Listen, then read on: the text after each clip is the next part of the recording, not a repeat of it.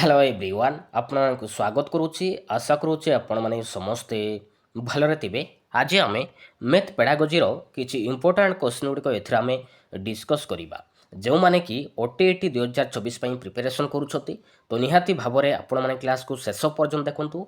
जदि प्रथम करी चैनल रे आछथि ताहाल चैनल को सब्सक्राइब रखंतु जा फल रे कि आपण माने डेली क्लास देखिबाकू पाई परिबे। तो फाइनली आपणकर ओटीईटी 2024 रो नोटिफिकेशन आसी सारिलाणी। तो आपणकर आसंता काली ठारू ही आपणकर ऑनलाइन स्टार्ट होबाकू जाउची। तो सेथिपई आपण माने आजिटू ही जोरजार प्रिपरेशन करंतु निहाती भाबरे आगामी ओटीटी एग्जाम रे निहाती पास करि परिबे। तो चलंतु डेरी न करी आरंभ करिबा क्लास। तो देखंतु फास्ट क्वेश्चन रहुची विश्लेषण पद्धति रे आमे किपरि भाबरे अग्रसर होइताउ। विश्लेषण पद्धति रे किपरि भाबरे अग्रसर होइताय। वास्तवरु अमृत ना अज्ञातरु ज्ञात ना ज्ञातरु अज्ञात ना निर्दिष्टरु साधारण कोड आवर राइट आंसर होचे आपनकर ऑप्शन नंबर बी होचे आपनकर राइट आंसर। मन रखिबे विश्लेषण पद्धति रे अज्ञातरु ज्ञात आड़को अग्रसर होइताय। तो ऑप्शन नंबर बी होचे आपनकर राइट आंसर। तो ज्ञातरु अज्ञात एडा होची संश्लेषण पद्धति रे मन रखिबे संश्लेषण पद्धति रे ज्ञातरु अज्ञात आड़को अग्रसर होइताय। आउ आरोह पद्धति रे मन रखिबे आरोह पद्धति रे निर्दिष्टरु साधारण आड़को अग्रसर होइताय। आउ अवरोह पद्धति रे वास्तवरु अमृत आड़को अग्रसर होइताय। Most important. तो ऑप्शन नंबर बी होचे आपनकर राइट आंसर अज्ञातरु ज्ञात आड़को अग्रसर होइताय विश्लेषण पद्धति रे। तो नेक्स्ट देखिबा। तो नेक्स्ट क्वेश्चन रहुची केउ पद्धति निर्दिष्ट सत्यरु साधारण सत्य आड़को गति करिताय। केउ पद्धति निर्दिष्ट सत्यरु साधारण सत्य आड़को गति करिताय। विश्लेषण पद्धति रे ना संश्लेषण पद्धति रे ना आरोह पद्धति रे ना अवरोह पद्धति रे। राइट आंसर कोड हबो राइट आंसर होचे आपनकर ऑप्शन नंबर सी होचे आपनकर राइट आंसर। मन रखिबे आरोह पद्धति रे ना आरोह पद्धति रे। मन रखिबे आरोह पद्धति रे निर्दिष्ट सत्यरु साधारण सत्य आड़को गति करिताय। तो ऑप्शन नंबर सी होचे आपनकर राइट आंसर। तो नेक्स्ट देखिबा केउ पद्धति अपेक्षाकृत कम समय आवश्यक करे व संकित्व। केउ पद्धति रे अपेक्षाकृत कम समय आवश्यक करे व संकित्व। आरोह ना अवरोह ना क्रीड़ा ना संश्लेषण। राइट आंसर कोड हबो राइट आंसर होचे आपनकर ऑप्शन नंबर बी होचे आपनकर राइट आंसर अवरोह पद्धति रे। मन रखिबे अवरोह पद्धति रे अपेक्षाकृत कम समय आवश्यक करे व संकित्व। तो ऑप्शन नंबर बी। तो नेक्स्ट देखिबो। तो नेक्स्ट क्वेश्चन रहुची केउ उपादानटी अवरोह पद्धति पई उपयुक्त नहे। तो चारिटी ऑप्शन देइची। तो चारिटी ऑप्शन मध्यरु कोडा गोटे अवरोह पद्धति पई उपयुक्त कोडा नहे। ऑप्शन ए रे देइची साधारण सत्यरु निर्दिष्ट। तो हेडा होची अवरोह पद्धति पई गोटे उपयुक्त। ऑप्शन बी देखंतु अमृतरु मुहूर्त। तो एडा मध्ये गोटे अवरोह पद्धति पई उपयुक्त। ऑप्शन डी देखंतु सिद्धांतरु वास्तव उदाहरण। तो एडा मध्ये गोटे अवरोह पद्धति पई उपयुक्त। किंतु ऑप्शन सी देखंतु मुहूर्तरु अमृत एटा किंतु अवरोह पद्धति पई उपयुक्त नहे। तो एडा होची आरोह पद्धति पई उपयुक्त अटे। तो ऑप्शन नंबर सी होची आपनको राइट आंसर मुहूर्तरु अमृत एटा किंतु अवरोह पद्धति पई उपयुक्त नहे। तो ऑप्शन नंबर सी होची आपनकर राइट आंसर। तो नेक्स्ट देखिबा। तो नेक्स्ट देखिबा गणितर केउ पद्धति रे शिक्षार्थी मानक मध्य रे अनेक संदेह रहि जाय थाए। गणितर केउ पद्धति रे शिक्षार्थी मानकर मध्य रे अनेक संदेह रहि जाय थाए।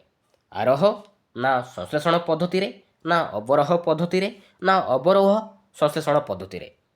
केउ पद्धति रे शिक्षार्थी मानक मध्य रे अनेक संदेह रहि जाय थाए। कोड आवर राइट आंसर होचे आपनकर ऑप्शन नंबर बी संश्लेषण पद्धति रे शिक्षार्थी मानक मध्य रे अनेक संदेह रहि जाय थाए। तो ऑप्शन नंबर बी होचे आपनकर राइट आंसर।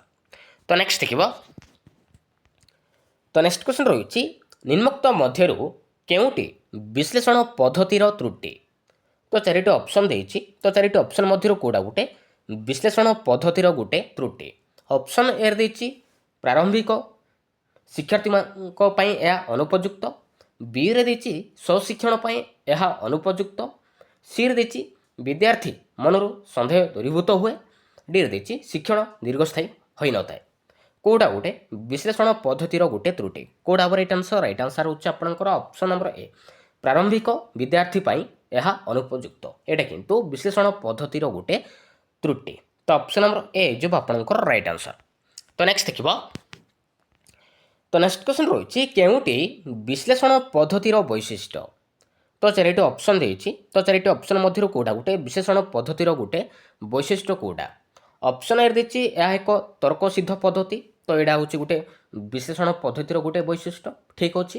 ଅପସନ୍ ବି ଦେଖନ୍ତୁ ଶିକ୍ଷାର୍ଥୀ ମନରୁ ସନ୍ଦେହ ଦୂରୀଭୂତ କରିଥାଏ, ତ ଏଇଟା ମଧ୍ୟ ଗୋଟେ ବିଶ୍ଳେଷଣ ପଦ୍ଧତିର ଗୋଟେ ବୈଶିଷ୍ଟ୍ୟ। ଅପସନ୍ ସି ଦେଖନ୍ତୁ ଶିକ୍ଷାର୍ଥୀର ଚିନ୍ତା ଓ ପ୍ରଜ୍ଞା ଶକ୍ତିକୁ ବୃଦ୍ଧି କରେ, ତ ଏଇଟା ମଧ୍ୟ ଗୋଟେ ବିଶ୍ଳେଷଣ ପଦ୍ଧତିର ଗୋଟେ ବୈଶିଷ୍ଟ୍ୟ। ତ ଉପରୋକ୍ତ ସମସ୍ତ ହେଇଯିବ ଆପଣଙ୍କର ରାଇଟ୍ ଆନ୍ସର୍। ଉପରୋକ୍ତ ସମସ୍ତ ହେଉଛି ବିଶ୍ଳେଷଣ ପଦ୍ଧତିର ଗୋଟେ ଗୋଟେ ବୈଶିଷ୍ଟ୍ୟ। ତ ଅପସନ୍ ନମ୍ବର ଡି ହେଉଛି ଆପଣଙ୍କର ରାଇଟ୍ ଆନ୍ସର୍। ତ ନେକ୍ସଟ ଦେଖିବ, ତ ନେକ୍ସଟ କ୍ୱେଶ୍ଚନ୍ ରହିଛି କେଉଁ ପଦ୍ଧତିରେ ଶିକ୍ଷାର୍ଥୀ କାରଣ ଫଳାଫଳର ସମ୍ପର୍କ ନିର୍ଣ୍ଣୟ କରିବାର ସୁଯୋଗ ପାଏ। କେଉଁ ପଦ୍ଧତିରେ ଶିକ୍ଷାର୍ଥୀ କାରଣ ଫଳାଫଳର ସମ୍ପର୍କ ନିର୍ଣ୍ଣୟ କରିବାର ସୁଯୋଗ ପାଇଥାଏ। ବିଶ୍ଳେଷଣ ନା ସଂଶ୍ଳେଷଣ ପଦ୍ଧତିରେ, ନା ଅବରୋହ ପଦ୍ଧତିରେ, ନା ଆରୋହ ପଦ୍ଧତିରେ। ରାଇଟ୍ ଆନ୍ସର୍ କେଉଁଟା ହେବ? ରାଇଟ୍ ଆନ୍ସର୍ ହେଉଛି ଆପଣଙ୍କର ଅପସନ୍ ନମ୍ବର ଏ, ବିଶ୍ଳେଷଣ ପଦ୍ଧତିରେ ଶିକ୍ଷାର୍ଥୀ କାରଣ ଫଳାଫଳର ସମ୍ପର୍କ ନିର୍ଣ୍ଣୟ କରିବାରେ ସୁଯୋଗ ପାଇଥାଏ। ତ ଅପସନ୍ ନମ୍ବର ବି ହେଉଛି ଆପଣଙ୍କର ରାଇଟ୍ ଆନ୍ସର୍।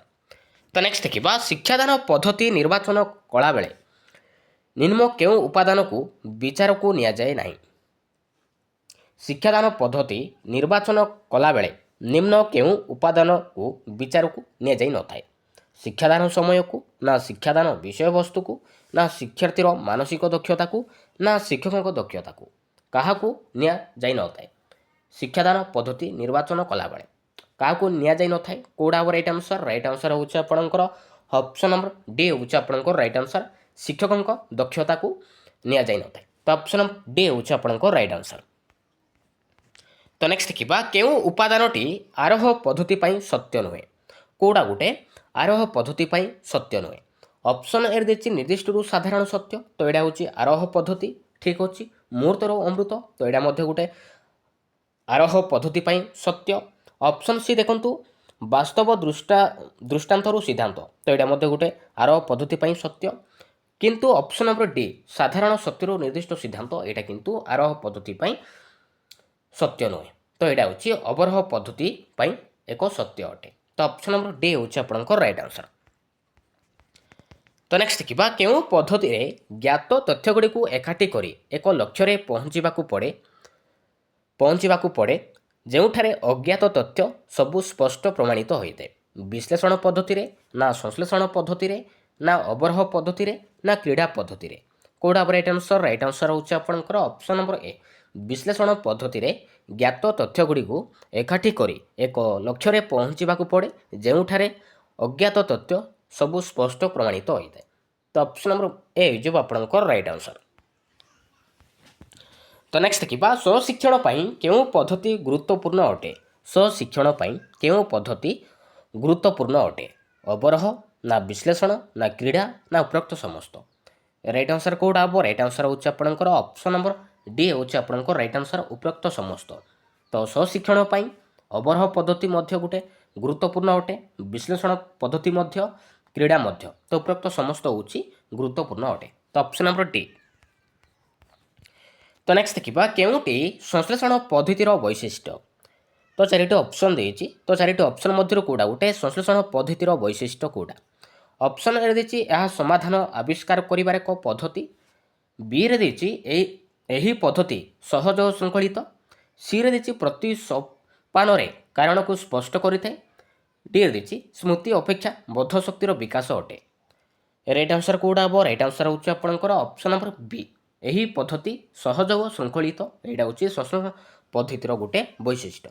ତ ଅପସନ୍ ନମ୍ବର ବି ହେଉଛି ଆପଣଙ୍କ ରାଇଟ୍ ଆନ୍ସର୍। ତ ନେକ୍ସଟ ଦେଖିବା, ତ ନେକ୍ସଟ କ୍ୱେଶ୍ଚନ୍ ରହିଛି ଏକ ସାଧାରଣ ସତ୍ୟ ବା ସିଦ୍ଧାନ୍ତକୁ ନିର୍ଦ୍ଦିଷ୍ଟ କ୍ଷେତ୍ରରେ ପ୍ରୟୋଗ କରିବାକୁ କେଉଁ ପଦ୍ଧତି କହିବା। ଏକ ସାଧାରଣ ସତ୍ୟ ବା ସିଦ୍ଧାନ୍ତକୁ ନିର୍ଦ୍ଦିଷ୍ଟ କ୍ଷେତ୍ରରେ ପ୍ରୟୋଗ କରିବାକୁ କେଉଁ ପଦ୍ଧତି କହିବା। ଆରୋହ ପଦ୍ଧତି କହିବା, ନା କ୍ରୀଡ଼ା ପଦ୍ଧତି କହିବା, ନା ଅବରୋହ ପଦ୍ଧତି କହିବା। କେଉଁ ପଦ୍ଧତି କହିବା? ମନେ ରଖିବେ, ଅବରୋହ ପଦ୍ଧତି କହିବା। ତ ଅପସନ୍ ନମ୍ବର ବି ହେଉଛି ଆପଣଙ୍କର ରାଇଟ୍ ଆନ୍ସର୍। ତ ନେକ୍ସଟ ଦେଖିବା, ତ ନେକ୍ସଟ କ୍ୱେଶ୍ଚନ୍ ରହିଛି ଜ୍ୟାମିତିକ ସତ୍ୟ ବା ଉପପାଦ୍ୟକୁ ପରୀକ୍ଷାମୂଳକ ଭାବେ ପ୍ରମାଣ କରିବା ପାଇଁ କେଉଁ ପଦ୍ଧତି ଅନୁସୃତ କରାଯାଏ। ଜ୍ୟାମିତିକ ସତ୍ୟ ବା ଉପପାଦ୍ୟକୁ ପରୀକ୍ଷାମୂଳକ ଭାବେ ପ୍ରମାଣ କରିବା ପାଇଁ କେଉଁ ପଦ୍ଧତି ଅନୁସୃତ କରାଯାଏ? କେଉଁ ପଦ୍ଧତି କରାଯାଏ? ବିଶ୍ଳେଷଣ ନା ଆରୋହ ନା କ୍ରୀଡ଼ା ନା ଉପରୋକ୍ତ ସମସ୍ତ? ମନେ ରଖିବେ ଆରୋହ ପଦ୍ଧତି କରାଯାଏ। ତ ଅପସନ୍ ନମ୍ବର ବି ହେଉଛି ଆପଣଙ୍କର ରାଇଟ୍ ଆନ୍ସର୍। ତ ନେକ୍ସଟ ଦେଖିବା। ତ ନେକ୍ସଟ କ୍ୱେଶ୍ଚନ୍ ରହିଛି ଏକ ଗାଣିତିକ ସମସ୍ୟାର ସମାଧାନ ପାଇଁ ବିଶ୍ଳେଷଣ ପଦ୍ଧତିରେ କେଉଁ କାର୍ଯ୍ୟ କରାଯାଇଥାଏ? କେଉଁ କାର୍ଯ୍ୟ କରାଯାଇଥାଏ? ସମସ୍ୟାକୁ ବିଭିନ୍ନ ଅର୍ଥପୂର୍ଣ୍ଣ ଅଂଶରେ ବିଭକ୍ତ କରାଯାଏ ନା ବିଭାଜିତ ଅଂଶମାନଙ୍କୁ ପୂର୍ବ ଜ୍ଞାନ ଓ ଅଭିଜ୍ଞତା ସହ ସମ୍ପର୍କିତ କରାଯାଏ ନା ସମାଧାନର ପନ୍ଥା ନିରୂପଣ କରାଯାଏ ନା ଉପରୋକ୍ତ ସମସ୍ତ? ରାଇଟ୍ ଆନ୍ସର୍ କେଉଁଟା ହେବ? ରାଇଟ୍ ଆନ୍ସର୍ ହେଉଛି ଆପଣଙ୍କର ଅପସନ୍ ନମ୍ବର ଡି, ଉପରୋକ୍ତ ସମସ୍ତ କାର୍ଯ୍ୟ କରାଯାଇଥାଏ। ତ ଅପସନ୍ ନମ୍ବର ଡି। ତ ନେକ୍ସଟ ଦେଖିବା। ତ ନେକ୍ସଟ କ୍ୱେଶ୍ଚନ୍ ରହିଛି ଜଣେ ଛାତ୍ର ଭିନ୍ନ ଭିନ୍ନ ପ୍ରକାରର ତିନୋଟି ତ୍ରିଭୁଜ ଅଙ୍କନ କରି ପ୍ରତ୍ୟେକର କୋଣମାନ ମାପି ଦେଖିଲେ ଯେ ପ୍ରତ୍ୟେକ ତ୍ରିଭୁଜର ତିନୋଟି ଯାକ କୋଣର ପରିମାଣ ସମଷ୍ଟି 180 ଡିଗ୍ରୀ ହେଲା। ଏହା କେଉଁ ପଦ୍ଧତିକୁ ସୂଚାଉଛି? ଜଣେ ଛାତ୍ର ଭିନ୍ନ ଭିନ୍ନ ପ୍ରକାରର ତିନୋଟି ତ୍ରିଭୁଜ ଅଙ୍କନ କରି ପ୍ରତ୍ୟେକର କୋଣମାନ ମାପି ଦେଖିଲେ ଯେ ପ୍ରତ୍ୟେକ ତ୍ରିଭୁଜର ତିନୋଟି ଯାକ କୋଣର ପରିମାଣ ସମଷ୍ଟି 180 ଡିଗ୍ରୀ ହେଲା। ଏହା କେଉଁ ପଦ୍ଧତିକୁ ସୂଚାଉଛି? ଆରୋହ ପଦ୍ଧତିକୁ ସୂଚାଉଛି ନା ଅବରୋହ ପଦ୍ଧତିକୁ ସୂଚାଉଛି ନା ବିଶ୍ଳେଷଣ ପଦ୍ଧତିକୁ ସୂଚାଉଛି ନା କ୍ରୀଡ଼ା ପଦ୍ଧତିକୁ ସୂଚାଉଛି? ମନେ ରଖିବେ ଏଇଟା ହେଉଛି ଆରୋହ ପଦ୍ଧତିକି ସୂଚାଉଛି। ତ ଅପସନ୍ ନମ୍ବର ଏ ହେଇଯିବ ଆପଣଙ୍କର ରାଇଟ୍ ଆନ୍ସର୍, ଆରୋହ ପଦ୍ଧତି। ତ ନେକ୍ସଟ ଦେଖିବା। ତ ନେକ୍ସଟ କ୍ୱେଶ୍ଚନ୍ ରହିଛି ଗୋଟିଏ ସମସ୍ୟାକୁ ବିଭାଜିତ କରି ବିଭାଜିତ ଅଂଶମାନଙ୍କ ମଧ୍ୟରେ ସମ୍ପର୍କ ସ୍ଥାପନ କରିବାକୁ କ'ଣ କୁହାଯାଏ? ଗୋଟିଏ ସମସ୍ୟାକୁ ବିଭାଜିତ କରି ବିଭାଜିତ ଅଂଶମାନଙ୍କ ମଧ୍ୟରେ ସମ୍ପର୍କ ସ୍ଥାପନ କରିବାକୁ କ'ଣ କୁହାଯାଏ? ଆରୋହ ପଦ୍ଧତି କହିବା ନା ବିଶ୍ଳେଷଣ ପଦ୍ଧତି କହିବା ନା ଅବରୋହ ପଦ୍ଧତି କହିବା ନା ସଂଶ୍ଳେଷଣ ପଦ୍ଧତି କହିବା? କେଉଁ ପଦ୍ଧତି କହିବା? ମନେ ରଖିବେ ତାକୁ ଆମେ କହିବା ବିଶ୍ଳେଷଣ ପଦ୍ଧତି କହିବା। ତ ଅପସନ୍ ନମ୍ବର ବି। ତ ନେକ୍ସଟ ଦେଖିବା।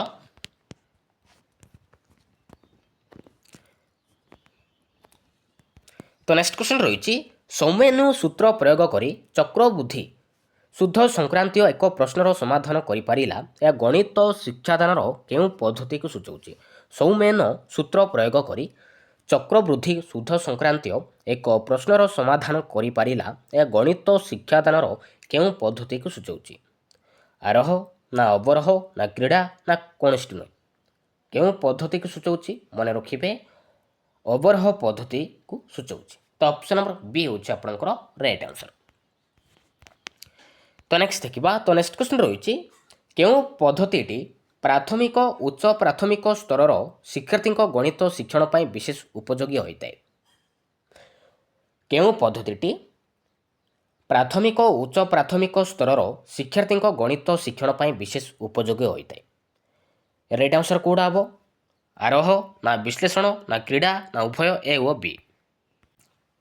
ରାଇଟ୍ ଆନ୍ସର୍ ହେଉଛି ଆପଣଙ୍କର ଅପସନ୍ ନମ୍ବର ଏ, ଆରୋହ ପଦ୍ଧତି। ମନେ ରଖିବେ ଆରୋହ ପଦ୍ଧତି ପାଇଁ ବିଶେଷ ଉପଯୋଗୀ ହୋଇଥାଏ। ତ ଅପସନ୍ ନମ୍ବର ଏ। ତ ନେକ୍ସଟ ଦେଖିବା କେଉଁଟି ଅବରୋହ ପଦ୍ଧତିର ଏକ ତ୍ରୁଟି ଅଟେ? କେଉଁଟା ଗୋଟେ ଅବରୋହ ପଦ୍ଧତିର ଏକ ତ୍ରୁଟି କେଉଁଟା? ଅପସନ୍ ଏରେ ଦେଇଛି ବୋଧ ଅପେକ୍ଷା ସ୍ମୃତି ଶକ୍ତିକୁ ଅଧିକ ପ୍ରାଧାନ୍ୟ ଦିଆଯାଏ ନା ଚିନ୍ତା ଓ ପ୍ରଜ୍ଞା ଶକ୍ତିର ବିକାଶ ସାଧନ ହୁଏ ନା ପ୍ରାରମ୍ଭିକ ଶିକ୍ଷାର୍ଥୀମାନଙ୍କ ପାଇଁ ଅଧିକ ଉପଯୋଗୀ ନା ସମସ୍ୟା ସମାଧାନର ଗତି ଓ ଦକ୍ଷତାକୁ ତ୍ୱରାନ୍ୱିତ କରିଥାଏ? କେଉଁଟା ଗୋଟେ ଅବରୋହ ପଦ୍ଧତିର ଏକ ତ୍ରୁଟି ଅଟେ? କେଉଁଟା ହେବ ରାଇଟ୍ ଆନ୍ସର୍? ରାଇଟ୍ ଆନ୍ସର୍ ହେଉଛି ଆପଣଙ୍କର ଅପସନ୍ ନମ୍ବର ଏ, ବୋଧ ଅପେକ୍ଷା ସ୍ମୃତି ଶକ୍ତିକୁ ଅଧିକ ପ୍ରାଧାନ୍ୟ ଦିଆଯାଏ। ଏଇଟା କିନ୍ତୁ ଅବରୋହ ପଦ୍ଧତିର ଏକ ତ୍ରୁଟି ଅଟେ। ତ ଅପସନ୍ ନମ୍ବର ଏ ହେଇଯିବ ଆପଣଙ୍କର ରାଇଟ୍ ଆନ୍ସର୍। ତ ନେକ୍ସଟ ଦେଖିବା। ତ ନେକ୍ସଟ କ୍ୱେଶ୍ଚନ୍ ରହିଛି ଜଣେ ଶିକ୍ଷାର୍ଥୀ ଭିନ୍ନ ଭିନ୍ନ ପ୍ରକାର ସମଦ୍ୱିବାହୁ ତ୍ରିଭୁଜ ଅଙ୍କନ କରି ଦେଖିଲେ ଯେ ପ୍ରତ୍ୟେକ ତ୍ରିଭୁଜର ସମାନ ବାହୁଦ୍ୱୟର ସମ୍ମୁଖୀନ କୋଣଗୁଡ଼ିକ ପରିମାଣ ସମାନ। ଏହା ଗଣିତର କେଉଁ ଶିକ୍ଷାଦାନ ପ୍ରଣାଳୀ ଅଟେ? ଜଣେ ଶିକ୍ଷାର୍ଥୀ ଭିନ୍ନ ଭିନ୍ନ ପ୍ରକାରର ସମଦ୍ୱିବାହୁ ତ୍ରିଭୁଜ ଅଙ୍କନ କରି ଦେଖିଲେ ଯେ ପ୍ରତ୍ୟେକ ତ୍ରିଭୁଜର ସମାନ ବାହୁଦ୍ୱୟର ସମ୍ମୁଖୀନ କୋଣଗୁଡ଼ିକର ପରିମାଣ ସମାନ। ଏହା ଗଣିତର କେଉଁ ଶିକ୍ଷାଦାନ ପ୍ରଣାଳୀ ଅଟେ? ବିଶ୍ଳେଷଣ ନା ସଂଶ୍ଳେଷଣ ନା ଅବରୋହ ନା କୌଣସି ନୁହେଁ? କେଉଁଟା ହେବ ରାଇଟ୍ ଆନ୍ସର୍? ରାଇଟ୍ ଆନ୍ସର୍ ହେଉଛି ଆପଣଙ୍କର ଅପସନ୍ ନମ୍ବର ଡି ହେଉଛି ଆପଣଙ୍କର ରାଇଟ୍ ଆନ୍ସର୍, କୌଣସି ନୁହେଁ। ମନେ ରଖିବେ ଏଇଟା ହେଉଛି ଆରୋହ ପଦ୍ଧତି। ମନେ ରଖିବେ ତ ଅପସନ୍ ନମ୍ବର ଡି ହେଉଛି ଆପଣଙ୍କର ରାଇଟ୍ ଆନ୍ସର୍, କୌଣସି ନୁହେଁ। ତ ନେକ୍ସଟ ଦେଖିବା। ତ ନେକ୍ସଟ କ୍ୱେଶ୍ଚନ୍ ରହିଛି ଉଚ୍ଚ ପ୍ରାଥମିକ ସ୍ତରରେ ଜ୍ୟାମିତିକ ଅଙ୍କନ କରିବା ପାଇଁ କେଉଁ ପଦ୍ଧତି କରାଯାଇଥାଏ? ଉଚ୍ଚ ପ୍ରାଥମିକ ସ୍ତରରେ ଜ୍ୟାମିତିକ ଅଙ୍କନ କରିବା ପାଇଁ କେଉଁ ପଦ୍ଧତି କରାଯାଏ? କେଉଁ ପଦ୍ଧତି? ଆରୋହ ନା ଆରୋହ ଅବରୋହ ନା ବିଶ୍ଳେଷଣ ସଂଶ୍ଳେଷଣ? ରାଇଟ୍ ଆନ୍ସର୍ କେଉଁଟା ହେବ? ରାଇଟ୍ ଆନ୍ସର୍ ହେଉଛି ଆପଣଙ୍କର ଅପସନ୍ ନମ୍ବର ଉଭୟ ସି ଆଣ୍ଡ ଡି। ମନେ ରଖିବେ, ଉଭୟ ସି ଆଣ୍ଡ ଡି, ବିଶ୍ଳେଷଣ ସଂଶ୍ଳେଷଣ ଏହି ଦୁଇଟି ପଦ୍ଧତି କରାଯାଇଥାଏ। ତ ଅପସନ୍ ନମ୍ବର ସି ଓ ଭି, ସି ଓ ଡି। ତ ନେକ୍ସଟ ଦେଖିବ, ଉଚ୍ଚ ପ୍ରାଥମିକ ସ୍ତରରେ ଜ୍ୟାମିତିର ବିଯୋଗମୂଳକ ପ୍ରଶ୍ନର ପ୍ରମାଣ କେଉଁ ପଦ୍ଧତିରେ କରାଯାଏ? ଉଚ୍ଚ ପ୍ରାଥମିକ ସ୍ତରରେ ଜ୍ୟାମିତିର ବିଯୋଗମୂଳକ ପ୍ରଶ୍ନ କେଉଁ ପଦ୍ଧତିରେ କରାଯାଏ? ଆରୋହ ଅବରୋହ ନା ବିଶ୍ଳେଷଣ ସଂଶ୍ଳେଷଣ ନା ଆରୋହ ସଂଶ୍ଳେଷଣ ନା ବିଶ୍ଳେଷଣ ଅବରୋହ? ରାଇଟ୍ ଆନ୍ସର୍ କେଉଁଟା ହେବ? ରାଇଟ୍ ଆନ୍ସର୍ ହେଉଛି ଆପଣଙ୍କର ଅପସନ୍ ନମ୍ବର ବି, ବିଶ୍ଳେଷଣ ସଂଶ୍ଳେଷଣ এই দুইটি পদ্ধতিরে କରାଯାଏ। ଅପସନ୍ ନମ୍ବର ବି। ତ ନେକ୍ସଟ ଦେଖିବା, ତ ନେକ୍ସଟ କ୍ୱେଶ୍ଚନ୍ ରହୁଛି, ଦୈନନ୍ଦିନ ଜୀବନ ସହ ଜଡ଼ିତ ଅଙ୍କଟିଏ କଷି ଶିଖାଇବା ପାଇଁ କେଉଁ ପଦ୍ଧତି ଅବଲମ୍ବନ କରାଯାଏ? ଦୈନନ୍ଦିନ ଜୀବନ ସହ ଜଡ଼ିତ ଅଙ୍କଟିଏ କଷି ଶିଖାଇବା ପାଇଁ କେଉଁ ପଦ୍ଧତି ଅବଲମ୍ବନ କରାଯାଏ? ଆରୋହ ପଦ୍ଧତି ନା ଅବରୋହ ପଦ୍ଧତି ନା ବିଶ୍ଳେଷଣ ପଦ୍ଧତି ନା ସଂଶ୍ଳେଷଣ ପଦ୍ଧତି? ରାଇଟ୍ ଆନ୍ସର୍ କେଉଁଟା ହେବ? ରାଇଟ୍ ଆନ୍ସର୍ ହେଉଛି ଆପଣଙ୍କର ଅପସନ୍ ନମ୍ବର ବି, ବିଶ୍ଳେଷଣ ପଦ୍ଧତିରେ ହିଁ ଅବଲମ୍ବନ କରାଯିବ। Option number C. ତ ନେକ୍ସଟ ଦେଖିବା, ତ ନେକ୍ସଟ କ୍ୱେଶ୍ଚନ୍ ରହିଛି, ଜ୍ୟାମିତିକ ଉପପାଦ୍ୟର ଯୁକ୍ତିମୂଳକ ପ୍ରମାଣ ଶିକ୍ଷାଦାନ ପାଇଁ ମୁଖ୍ୟତଃ କେଉଁ ପଦ୍ଧତି ବ୍ୟବହାର କରାଯାଇଥାଏ? ଜ୍ୟାମିତିକ ଉପପାଦ୍ୟର ଯୁକ୍ତିମୂଳକ ପ୍ରମାଣର ଶିକ୍ଷାଦାନ ପାଇଁ ମୁଖ୍ୟତଃ କେଉଁ ପଦ୍ଧତି ବ୍ୟବହାର କରାଯାଏ? ବିଶ୍ଳେଷଣ ନା ସଂଶ୍ଳେଷଣ ନା ଉଭୟ ଏ ଓ ବି ନା କୌଣସି ନୁହେଁ? କେଉଁଟା ହେବ ରାଇଟ୍ ଆନ୍ସର୍? ରାଇଟ୍ ଆନ୍ସର୍ ହେଉଛି ଆପଣଙ୍କର ଅପସନ୍ ନମ୍ବର ସି, ଉଭୟ ଏ ଓ ବି, ବିଶ୍ଳେଷଣ ସଂଶ୍ଳେଷଣ এই দুইটি পদ্ধতি ব্যবহার করা যায়। তো অপশন নম্বর সি হচ্ছে আপনার রাইট আনসর। তো নেক্সট দেখিবা, কেউঁ ক্ষেত্রে শিক্ষক বিশ্লেষণ পদ্ধতি ব্যবহার করতে? কেউঁ ক্ষেত্রে শিক্ষক বিশ্লেষণ পদ্ধতি ব্যবহার করতে? অজ্ঞাতর জ্ঞাত শিক্ষাদান পাই না কল্পনার অনুসিদ্ধান্তর প্রমাণ পাই না জনাযাইতিবা সত্যর উপস্থাপন পাই না উপরোক্ত সমস্ত?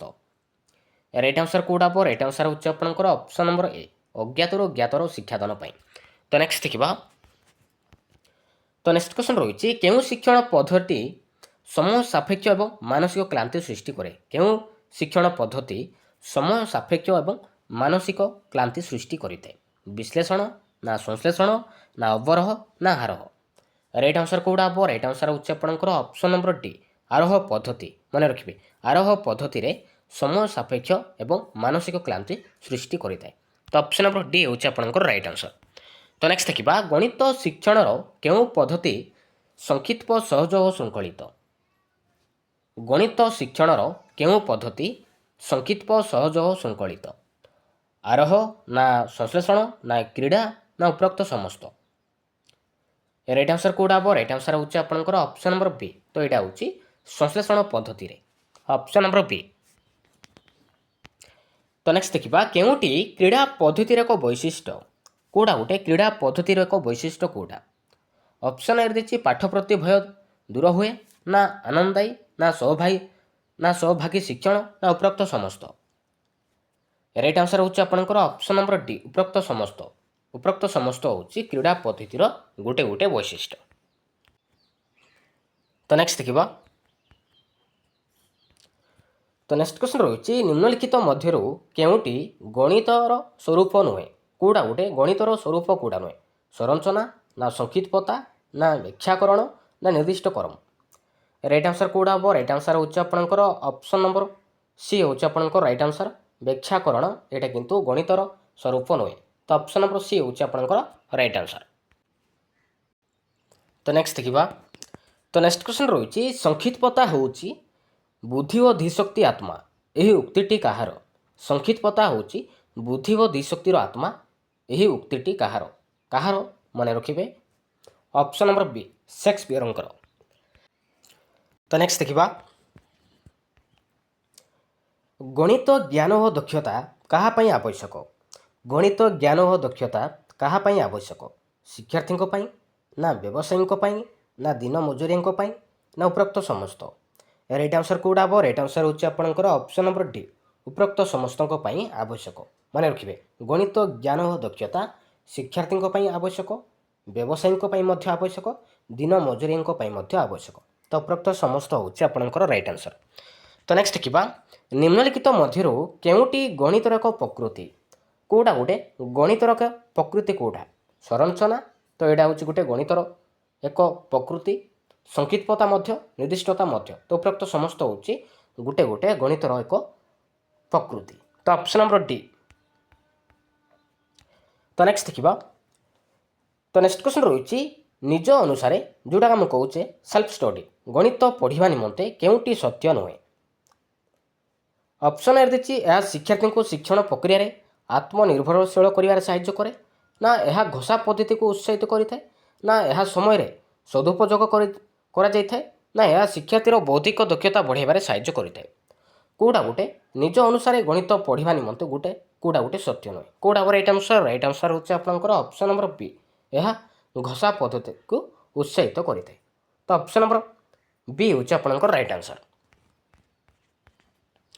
ତ ନେକ୍ସଟ ଦେଖିବା, ବୌଦ୍ଧିକ ବିକାଶର ଦ୍ୱିତୀୟ ପର୍ଯ୍ୟାୟକୁ କ'ଣ କୁହାଯାଏ? ବୌଦ୍ଧିକ ବିକାଶର ଦ୍ୱିତୀୟ ପର୍ଯ୍ୟାୟକୁ କେଉଁ ପର୍ଯ୍ୟାୟ କହିବା?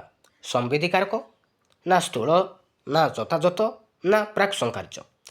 କେଉଁଟା ହେବ ରାଇଟ୍ ଆନ୍ସର୍? ରାଇଟ୍ ଆନ୍ସର୍ ହେଉଛି ଆପଣଙ୍କର ଅପସନ୍ ନମ୍ବର ଡି, ପ୍ରାକ୍ ସଂକାର୍ଯ୍ୟଧର୍ମୀ ପର୍ଯ୍ୟାୟ କୁହାଯାଏ। ମନେ ରଖିବେ, ବୌଦ୍ଧିକ ବିକାଶର ଦ୍ୱିତୀୟ ପର୍ଯ୍ୟାୟକୁ ଆମେ କହିବା ପ୍ରାକ୍ ସଂକାର୍ଯ୍ୟଧର୍ମୀ ପର୍ଯ୍ୟାୟ କହିବା, ଆଉ ପ୍ରଥମ ପର୍ଯ୍ୟାୟକୁ ଆମେ କହିବା ସମ୍ବିଧିକାରକ, ଆଉ ତୃତୀୟକୁ ଆମେ କହିବା ସ୍ଥୂଳ ସଂକାର୍ଯ୍ୟଧର୍ମୀ ପର୍ଯ୍ୟାୟକୁ, ଆଉ ଚତୁର୍ଥକୁ ଆମେ କହିବା ଯଥାଯଥ ସଂକାର୍ଯ୍ୟଧର୍ମୀ ପର୍ଯ୍ୟାୟକୁ କହିବା। ତ ଅପସନ୍ ନମ୍ବର ଡି ହେଉଛି ଆପଣଙ୍କର ରାଇଟ୍ ଆନ୍ସର୍। ତ ନେକ୍ସଟ ଦେଖିବା, ତ ନେକ୍ସଟ କ୍ୱେଶ୍ଚନ୍ ରହିଛି, ଅଧିକ ମିତଭାଷୀ ହେବା ଗଣିତ ଶିକ୍ଷଣର କେଉଁ ମୁଖ୍ୟ ଉଦ୍ଦେଶ୍ୟ ଅନ୍ତର୍ଭୁକ୍ତ? ଅଧିକ ମିତଭାଷୀ ହେବା ଗଣିତ ଶିକ୍ଷଣର କେଉଁଟା ଗୋଟେ ମୁଖ୍ୟ ଉଦ୍ଦେଶ୍ୟ? ଜ୍ଞାନାତ୍ମକ, ନା ଭାବାତ୍ମକ, ନା ମନକ୍ରିୟାତ୍ମକ, ନା ଉପରୋକ୍ତ ସମସ୍ତ? ରାଇଟ୍ ଆନ୍ସର୍ କେଉଁଟା ହେବ? ରାଇଟ୍ ଆନ୍ସର୍ ହେଉଛି ଆପଣଙ୍କର ଅପସନ୍ ନମ୍ବର ବି, ଭାବାତ୍ମକ। ମନେ ରଖିବେ। ତ ନେକ୍ସଟ ଦେଖିବା, ତ ନେକ୍ସଟ କ୍ୱେଶ୍ଚନ୍ ରହିଛି, ସ୍ଥୂଳ ସଂକାର୍ଯ୍ୟ ପର୍ଯ୍ୟାୟ କେଉଁ ସମୟକୁ କୁହାଯାଏ? ସ୍ଥୂଳ ସଂକାର୍ଯ୍ୟଧର୍ମୀ ପର୍ଯ୍ୟାୟକୁ ଆମେ କେଉଁ ସମୟକୁ କହିବା? କେଉଁ ସମୟକୁ କୁହାଯାଏ? ମନେ ରଖିବେ, 7ରୁ 12 ବର୍ଷ ବୟସ ପର୍ଯ୍ୟନ୍ତକୁ ଆମେ କହିବା ସ୍ଥୂଳ ସଂକାର୍ଯ୍ୟଧର୍ମୀ ପର୍ଯ୍ୟାୟ କହିବା। ମନେ ରଖିବେ, ଆଉ ଜନ୍ମଠାରୁ 2 ବର୍ଷକୁ ଆମେ କହିବା ସମ୍ବିଧିକାରକ ପର୍ଯ୍ୟାୟ କହିବା, ଆଉ 2 ବର୍ଷରୁ 7 ବର୍ଷକୁ ଆମେ କହିବା ପ୍ରାକ୍ ସଂକାର୍ଯ୍ୟଧର୍ମୀ ପର୍ଯ୍ୟାୟ କହିବା, ଆଉ 12 ବର୍ଷରୁ ଉର୍ଦ୍ଧ୍ୱକୁ ଆମେ କହିବା ଯଥାଯଥ ସଂକାର୍ଯ୍ୟଧର୍ମୀ ପର୍ଯ୍ୟାୟ କହିବା। ମନେ ରଖିବେ। ତ ଏଥିରେ ପଚାରିଛି, ସ୍ଥୂଳ ସଂକାର୍ଯ୍ୟ ପର୍ଯ୍ୟାୟକୁ କେଉଁ ସମୟ କୁହାଯାଏ? କେଉଁ ସମୟକୁ କହିବା? ମନେ ରଖିବେ, 7 ବର୍ଷରୁ 12 ବର୍ଷ ବୟସ ପର୍ଯ୍ୟନ୍ତକୁ ଆମେ କହିବା ସ୍ଥୂଳ ସଂକାର୍ଯ୍ୟଧର୍ମୀ ପର୍ଯ୍ୟାୟ କହିବା। ତ ଅପସନ୍ ନମ୍ବର ସି ହେଉଛି ଆପଣଙ୍କର ରାଇଟ୍ ଆନ୍ସର୍। ତ ନେକ୍ସଟ ଦେଖିବା, ଗଣିତ ଶିକ୍ଷାର ଲକ୍ଷ୍ୟକୁ କିଏ ବୃହତ୍ତର ଲକ୍ଷ୍ୟ ଓ ସଂକୀର୍ଣ୍ଣ ଲକ୍ଷ୍ୟ ହିସାବରେ ଭାଗ କରିଛନ୍ତି?